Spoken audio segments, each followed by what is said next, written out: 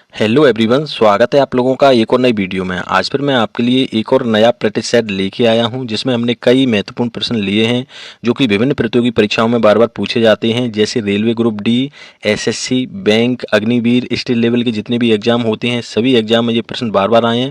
सबको बड़े सिंपल तरीके से हम समझने वाले हैं, तो बिना देर करते हुए वीडियो शुरू करते हैं। सबसे पहला प्रश्न देखते हैं। झूलती मीनारों वाली एक मस्जिद भारत के किस शहर में है? ठीक है, झूलती मीनारों वाली एक मस्जिद भारत के किस शहर में है?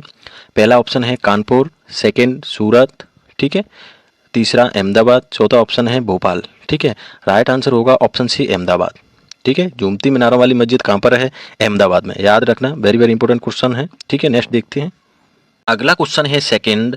The bird outside my window book किस लेखक द्वारा लिखी गई है? ठीक है, पहला ऑप्शन है Arun Jaitley, option B Ruskin Bond, option C आइजेन आस्टिन, ऑप्शन डी पंडित जवाहरलाल नेहरू। ठीक है, राइट आंसर होगा ऑप्शन बी रस्किन बॉन्ड। ठीक है, the world outside my window किसने लिखी है? रस्किन बॉन्ड, सिंपल सा है। नेक्स्ट अगला क्वेश्चन है तीसरा। निम्नलिखित में से कौन भारत का कार्यपालक अध्यक्ष है? ठीक है, राज्य को आप यहाँ पर काट लीजिए। भारत का कार्यपालक अध्यक्ष आपको बताना है। ऑप्शन ए प्रधानमंत्री, ऑप्शन बी राष्ट्रपति, ऑप्शन सी मुख्यमंत्री, ऑप्शन डी राज्यपाल। ठीक है, राइट आंसर होगा ऑप्शन बी राष्ट्रपति भारत का कार्यपालक अध्यक्ष होता है, याद रखना, वेरी वेरी इंपॉर्टेंट प्रश्न है, कई बार परीक्षाओं में आया है। ठीक है, नेक्स्ट अगला क्वेश्चन है चौथा। कोणार्क का सूर्य मंदिर किसने बनवाया था? ठीक है, कोणार्क का सूर्य मंदिर जो कि काफ़ी फेमस मंदिर है, किसने बनवाया था? पहला ऑप्शन है ए अनंत बर्मन चौड़ गंगादेव, दूसरा ऑप्शन है नरसिम्हा महादेव प्रथम, ऑप्शन सी है चंद्रगुप्त मौर्य, ऑप्शन डी है अशोक सम्राट। ठीक है, राइट आंसर होगा ऑप्शन बी नरसिम्हा महादेव प्रथम ने कोणार्क का सूर्य मंदिर बनवाया था, याद रखना। ठीक है, नेक्स्ट अगला प्रश्न है पांचवा। निम्नलिखित में से किस देश में से अमेजन नदी बहती है? ठीक है, अमेजन नदी निम्न में से किस देश में बहती है? Option A America, option B Japan, option C Brazil, option D चीन। ठीक है, राइट आंसर होगा ऑप्शन सी। ठीक है, अमेजन जो नदी है किस देश में बहती है? ब्राजील में बहती है, ऑप्शन सी, याद रखना, वेरी इंपॉर्टेंट है। ठीक है, नेक्स्ट अगला क्वेश्चन है छठवा। सह्याद्री पर्वत श्रृंखला का अन्य नाम क्या है? ठीक है, सह्याद्री पर्वत श्रृंखला है, उसका अन्य नाम क्या है? पहला ऑप्शन है मध्य Himalaya, option B Kanchenjunga, option C पश्चिमी घाट, ऑप्शन डी नंदा देवी। ठीक है, राइट आंसर होगा पश्चिमी घाट, ऑप्शन सी। ठीक है, सह्याद्री पर्वत श्रृंखला का अन्य नाम क्या है? पश्चिमी घाट, याद रखना। ठीक है, नेक्स्ट अगला प्रश्न है सातवां। भारतीय वानिकी संस्थान भारत के किस शहर में स्थित है? ठीक है, भारतीय वानिकी मतलब वन संस्थान भारत के किस शहर में स्थित है? Option A Delhi, option B Bangalore, option C Dehradun, option D Mumbai. ठीक है, तो राइट आंसर होगा देहरादून, ऑप्शन सी। ठीक है, भारतीय वानिकी संस्थान है जो कि देहरादून में स्थित है, याद रखना, वेरी वेरी इंपॉर्टेंट है। ठीक है, नेक्स्ट अगला प्रश्न है आठवां। किस देश के साथ भारत की सबसे लंबी अंतर्राष्ट्रीय सीमा है? ठीक है, भारत की सबसे लंबी अंतर्राष्ट्रीय सीमा किस देश के साथ है? ऑप्शन ए चीन, option B Sri Lanka, option C Bangladesh, option D Pakistan. ठीक है, राइट आंसर होगा ऑप्शन सी बांग्लादेश। ठीक है, भारत की सबसे लंबी अंतर्राष्ट्रीय सीमा जो कि बांग्लादेश देश के साथ में है। ठीक है, नेक्स्ट अगला क्वेश्चन है नवा। नंबर्स डू लाई नामक पुस्तक के लेखक कौन है? नंबर्स डू लाई पुस्तक है, उनके लेखक कौन है? Option A Kapil Sibal, option B Sushma Swaraj, option C Akash Chopra, option D Shashi Tharoor. ठीक है, राइट आंसर होगा ऑप्शन सी। ठीक है, आकाश चोपड़ा हैं जिन्होंने नंबर्स डू लाई नामक पुस्तक लिखी थी। ठीक है, नेक्स्ट अगला क्वेश्चन है दसवां। भारत के राष्ट्रपति के पद के लिए कौन शपथ दिलाता है? मतलब भारत के राष्ट्रपति को शपथ कौन दिलाता है? वेरी वेरी इंपॉर्टेंट प्रश्न है, कई बार परीक्षाओं में आया है। ठीक है, ऑप्शन ए भारत के governor general, option B Bharat के मुख्य न्यायाधीश, ऑप्शन सी भारत के राज्यपाल, ऑप्शन डी भारत के उपराष्ट्रपति। ठीक है, राइट आंसर होगा ऑप्शन बी भारत के मुख्य न्यायाधीश जो कि राष्ट्रपति को शपथ दिलाते हैं। ठीक है, याद रखना, काफ़ी इंपॉर्टेंट क्वेश्चन है। ठीक है, नेक्स्ट अगला क्वेश्चन है 11वां। वर्ष 1917 में महात्मा गांधी द्वारा चंपारण से कौन सा आंदोलन शुरू किया था? ठीक है, 1917 में महात्मा गांधी ने चंपारण से कौन सा आंदोलन शुरू किया था?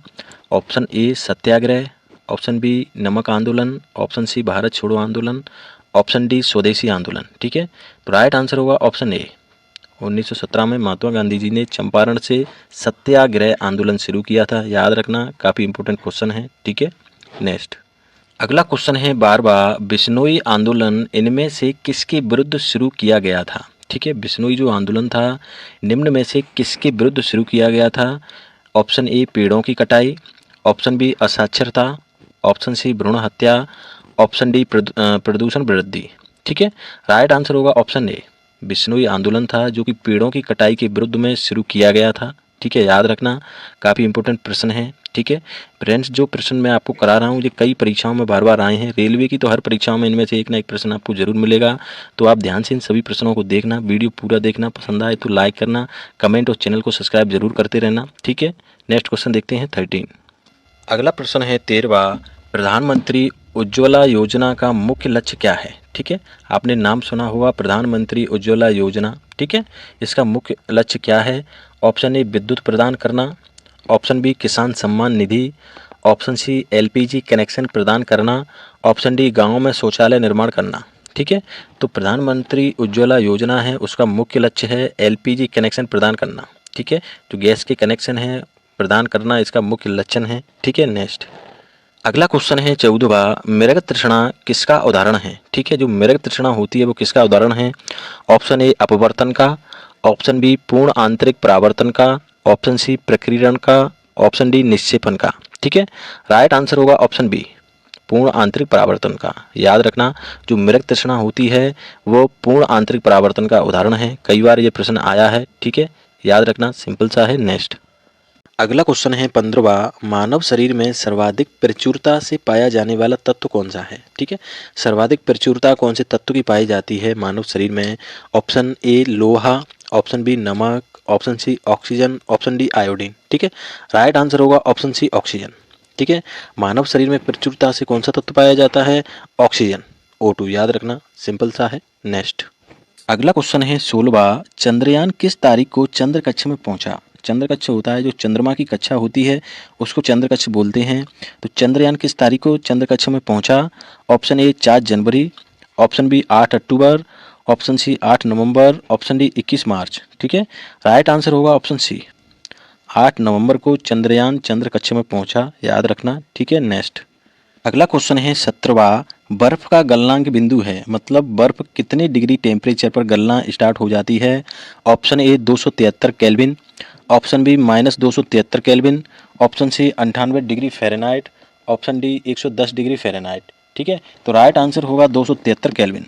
ठीक है, बर्फ का जो गलनांक बिंदु होता है 273 केल्विन होता है। ठीक है, नेक्स्ट अगला क्वेश्चन है 18वां, प्रकाश वर्ष द्वारा किसे मापा जाता है? ठीक है, पिछली वीडियो में भी मैंने ये क्वेश्चन बताया है, इसमें भी आ गया है वो। तो ऑप्शन ए ऊर्जा, ऑप्शन बी दूरी, ऑप्शन सी वेग, ऑप्शन डी शक्ति। राइट आंसर होगा ऑप्शन बी।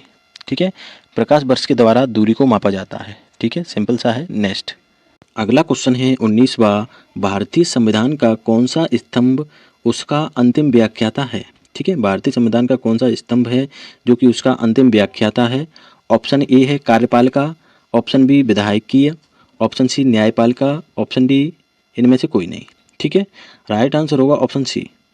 ठीक है, भारतीय संविधान का मतलब अंतिम व्याख्याता कौन है? न्यायपालिका, और न्यायपालिका में भी सर्वोच्च न्यायालय यानी सुप्रीम कोर्ट। ठीक है, सिंपल सा है। नेक्स्ट अगला क्वेश्चन है 20वां, मुगल साम्राज्य का संस्थापक कौन था? यानी कौन वो मुगल सम्राट था जो कि भारत सबसे पहले आया, उसने मुगल साम्राज्य की नींव रखी? Option A Akbar, option B Babur, option C Humayun, option D Alauddin Khilji. ठीक है, राइट आंसर होगा ऑप्शन बी बाबर। बाबर मुगल सम्राट था जो कि सबसे पहले भारत में आया था, इसी ने मुगल साम्राज्य की नींव रखी थी। ठीक है, नेक्स्ट अगला क्वेश्चन है 21वां जो कि रीजनिंग से लिया है। एक खास कोड में SUM सम को RSJ और NOT नॉट को MMQ लिखा जाता है तो अवर को कैसे लिखा जाएगा? ठीक है, तो मतलब रीजनिंग के कोडिंग डिकोडिंग चैप्टर से लिया है, सिंपल सा है। केवल आपको नंबरिंग याद होनी चाहिए, कौन सा अल्फ़ाबेट कौन से नंबर पे आता है, पिछली वीडियो में मैंने बताया है, आप वहाँ जाके याद कर सकते हो। ठीक है, तो हम इसकी नंबरिंग करते हैं, जैसे SUM सम को इसने लिखा है RSJ। S का नंबर होता है 19, U का 21 होता है, M का 13, R का होता है 18, S का 19, J का 10। तो देखो यहाँ 19 है, यहाँ 18 यानी -1 किया है, 21 इधर 19 यानी -2। इधर 13 इधर 10, तो 13 में से 10 घटाएंगे तो 3। तो इसने क्या किया है, -1 -2 -3 इस तरह की क्रम बनाया है। जैसे NOT नॉट को क्या लिखा है इसने, MQ, तो N का नंबर 14, O का नंबर 15, T का होता है 20। ठीक है, यहाँ पर M का 13, फिर M का 13, Q का 17। ठीक है, 14 इधर 13 तो -1, 15 है इधर 13 है तो -2, 20 इधर 17 है तो -3। कहने का मतलब सिर्फ इतना है, इसने यहाँ पर -1 -2 -3 की सीरीज बनाई है। मतलब पहले अल्फ़ाबेट में -1 करना है, दूसरे में -2, तीसरे में -3। जैसे O का नंबर क्या होता है 15, जैसे अवर को क्या लिखेंगे, ठीक है, तो O का नंबर होता है 15, U का नंबर होता है 21, R का होता है 18। क्या करेंगे, -1 -2 -3, 15 में से 1 जाएंगे तो 14, 21 में से 2 गए 19, 18 में से 3 गए तो 15। ठीक है, 14वें नंबर पर क्या होता है N, 19वें नंबर पर S, 15 नंबर होता है O का। आंसर क्या निकल के आया, NSO। NSO किसी ऑप्शन में दिख रहा है आपको, NSO।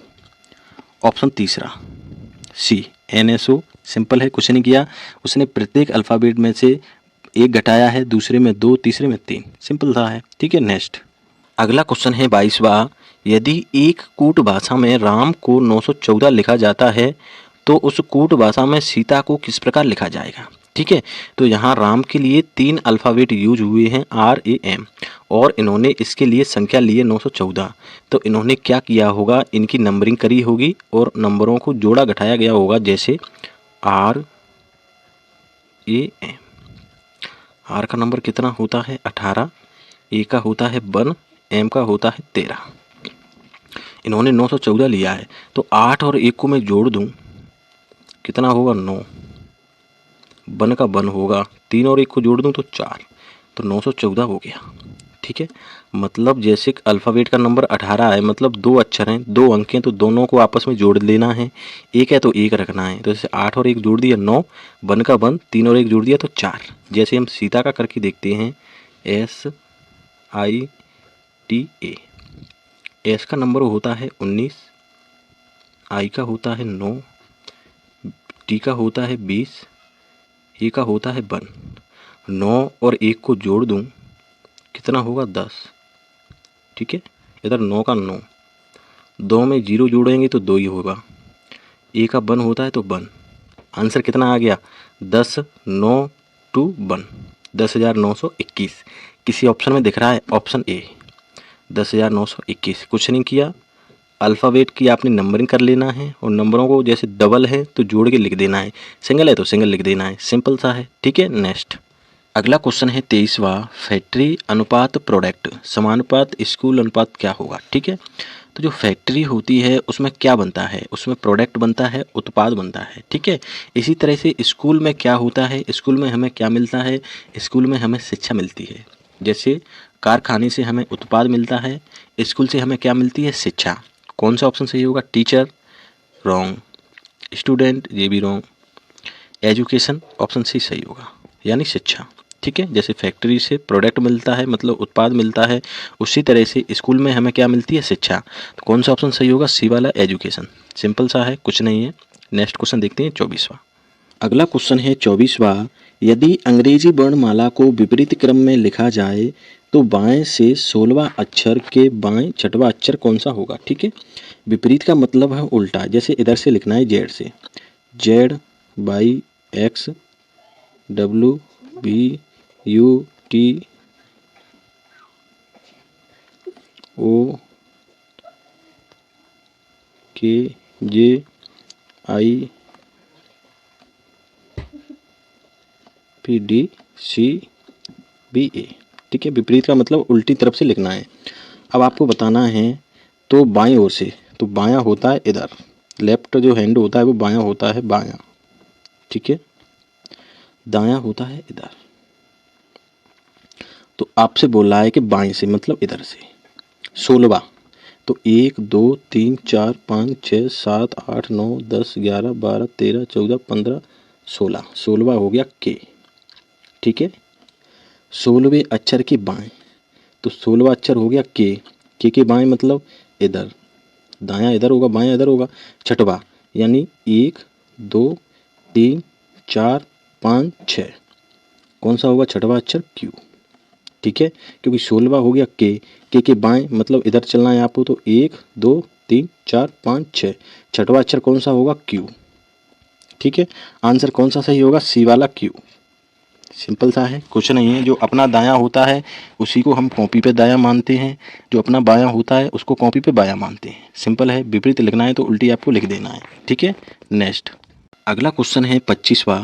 5 आपको शब्द दिए हैं, इनको अर्थपूर्ण ढंग से आपको जमाना है। जैसे सबसे पहले इनमें आपने क्या मतलब क्या होगा? अपने पास पौधा होगा, ठीक है, मतलब 3। पौधे से हमने क्या प्राप्त किया होगा? रुई, यानी 4। ठीक है, रुई के बाद हमने रुई से क्या बनाया होगा? धागा, यानी 2। धागे से क्या बनता है? कपड़ा, यानी 5। कपड़े से क्या बनाते हैं? शर्ट, शर्ट का नंबर है पहला, फर्स्ट। मतलब 5 शब्द हैं, इनको आप अर्थ से जमाओगे तो पहले पौधा लगाया होगा, पौधे से रुई प्राप्त करी होगी, मतलब चौथा नंबर रुई का है। ठीक है, फिर रुई से धागा बनाया होगा, धागे का दूसरा नंबर है तो सेकंड। ठीक है, धागे से फिर कपड़ा बनाया होगा, मतलब कपड़े का 5वां नंबर है। फिर शर्ट बनाई होगी पहला। क्रम क्या बना? 3 4 2 5 1। किसी ऑप्शन में दिख रहा है? Option C, 3 4 2 5 1। ठीक है, सिंपल सा है, आप कर सकते हो। फ्रेंड्स, वीडियो पसंद आया हो प्लीज़ चैनल सब्सक्राइब किया करो, वीडियो को लाइक कमेंट जरूर करना। Thank you.